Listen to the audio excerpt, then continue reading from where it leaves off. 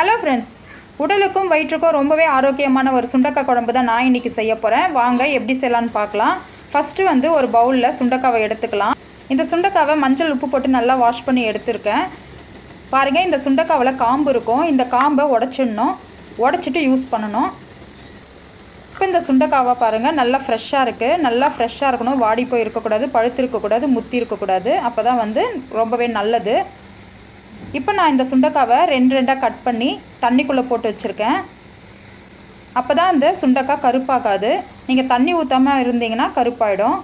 இப்போ இதை சமைக்க ஆரம்பிச்சிடலாம். ஸ்டவ்வில் கடாய் வச்சு ஒரு குழிக்கரண்டி எண்ணெயை ஊற்றி கடுகு போட்டுக்கலாம். கடுகு பொரிஞ்சதும் பூண்டு போட்டுக்கலாம். ஒரு 10லேருந்து 12 பூண்டு போட்டுக்கலாம்.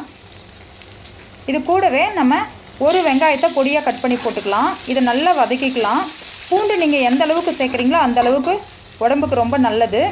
இப்போ இதில் நம்ம உப்பு போட்டு வதக்கிக்கலாம். உப்பு போட்டு வதக்கினோம்னா சீக்கிரமாகவே வதங்கிடும். உப்பு தேவையான அளவுக்கு போட்டுக்கலாம்.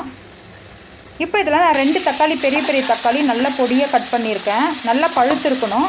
இதை நல்லா வதக்கி விட்டுட்டு கூடவே மஞ்சத்தூள் 1/2 டீஸ்பூன் சேர்த்துக்கலாம். வீட்டு மிளகாய்த்தூள் 2 டேபிள் ஸ்பூன் போட்டுக்கலாம். போட்டுட்டு நல்லா வதக்கி விட்டுக்கலாம். இப்போ இதை நல்லா வதங்கினதை சிம்மில் வச்சு ஒரு மூடி போட்டு மூடிக்கலாம். ஒரு 5 நிமிஷம் விட்டு எடுத்தோம்னா ஓரளவுக்கு நல்லா வதங்கியிருக்கும். இப்போ இதை நல்லா மசிச்சு விட்டுக்கலாம். தக்காளி நல்லா மசிஞ்ச பிறகு இதில் கருவேப்பிலை போட்டுக்கலாம். நல்லா ஃப்ரெஷ்ஷாக கருவேப்பிலை வாஷ் பண்ணி போட்டுக்கோங்க. நல்லா வாசனையாக நல்லாயிருக்கும்.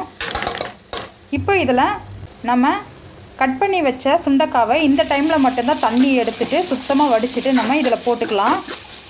நம்ம தண்ணி இல்லாமல் வச்சுருந்தோம்னா கருப்பாயிடும். இப்போ போட்டு நல்லா வதக்கி விட்டுட்டு தட்டு போட்டு மூடி ஒரு 10 நிமிஷம் சிம்லையே வேக விட்டுக்கலாம். பாருங்கள், நல்லா எண்ணெய் பிரிஞ்சு நல்லா வதங்கி வந்திருக்கு. இப்போ இந்த ஸ்டேஜில் நம்ம தண்ணி ஊற்றிக்கலாம். நான் ஒரு 1.5 கப்பு தண்ணி ஊற்றிக்கிறேன். உங்களுக்கு எந்த அளவுக்கு திக்காக வேணுமோ அந்த அளவுக்கு நீங்கள் தண்ணி ஊற்றிக்கலாம். இப்போ இதை நம்ம ஒரு மூடி போட்டு மூடிக்கலாம். நல்லா மீடியம் ஃப்ளேமில் ஒரு 15 நிமிஷம் வேகட்டும். இந்த கேப்பில் நம்ம புளி ஊற வச்சுக்கலாம். ஒரு நெல்லிக்காய் சைஸ் அளவுக்கு புளியை நம்ம ஊற வச்சு கரைச்சி வச்சுக்கலாம். இப்போ பாருங்கள், தட்டு எடுத்ததும் நல்லா கொதிச்சுன்னு இருக்குது. ஒரு 3/4 பதம் வெந்திருக்கும். இந்த ஸ்டேஜில் நம்ம கரைச்சி வச்சு புளி கரைசலை ஊற்றி நல்லா கலந்து விட்டுக்கலாம். கலந்து விட்டு மறுபடியும் நம்ம தட்டு போட்டு மூடி ஒரு 10 நிமிஷம் மீடியம் ஃப்ளேமில் வேக விட்டுக்கலாம்.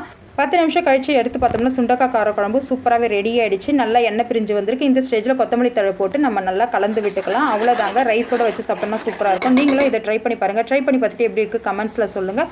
பிடிச்சிருந்தால் லைக் பண்ணுங்கள், ஷேர் பண்ணுங்கள், சப்ஸ்கிரைப் பண்ணுங்கள், பெல் ஐக்கானை கிளிக் பண்ணுங்கள். நான் உங்களை அடுத்து ஒரு சூப்பரான ரெசிபியோடு சந்திக்கிறேன். நன்றி, வணக்கம்.